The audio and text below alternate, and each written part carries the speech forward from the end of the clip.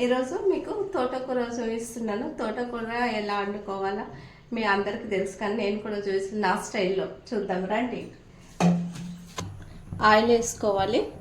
ఆకుకూరలకు కొంచెం ఆయిల్ ఎక్కువ వేసుకోవాలి. ఉల్లిపాయలు వేసుకోవాలి.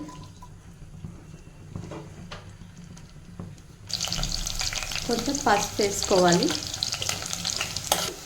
తోటకూర వేసుకోవాలి. ఆకుకూరలో పచ్చిమిరపకాయలు కొంచెం ఎక్కువనే పడతాయి, మనం ఎక్కువ వేసుకుంటే బాగుంటుంది. కొద్దిసేపు దీన్ని మగ్గనిద్దాము. తోటకూరలు కారం వేసుకోవాలి.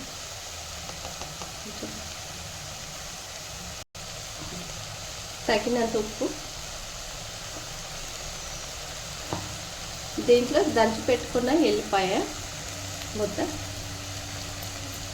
ఈ ఎల్లిపాయతోని ఈ తోటకూరకు చాలా టేస్ట్ వస్తుంది, చాలా బాగుంటుంది. ఒక టమాటా వేసుకోండి.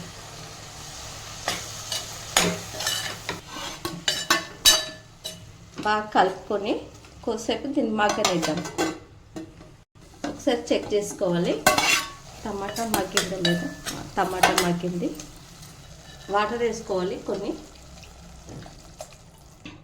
వాటర్ వేసుకున్నాక మళ్ళీ మూత పెట్టి ఒక 5 నిమిషాలు ఉడకబెట్టుకోవాలి. మధ్యలో ఒకసారి చెక్ చేసుకోవాలి, కలుపుకోవాలి.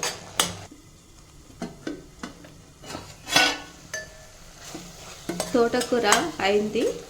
దీన్ని స్టవ్ ఆఫ్ చేసుకోవాలి. తోటకూర కర్రీ అయింది. ఈ తోటకూర దీంట్లో ఐరన్ చాలా ఉంటుంది, మనము తింటే హెల్త్కి చాలా బాగుంటుంది, కంట్లకు కూడా బాగుంటుంది. బ్లడ్ మనకు బాడీలో బ్లడ్ పెరుగుతుంది, చాలా బాగుంటుంది. మీరు కూడా ట్రై చేయండి. Okay, thank you, bye.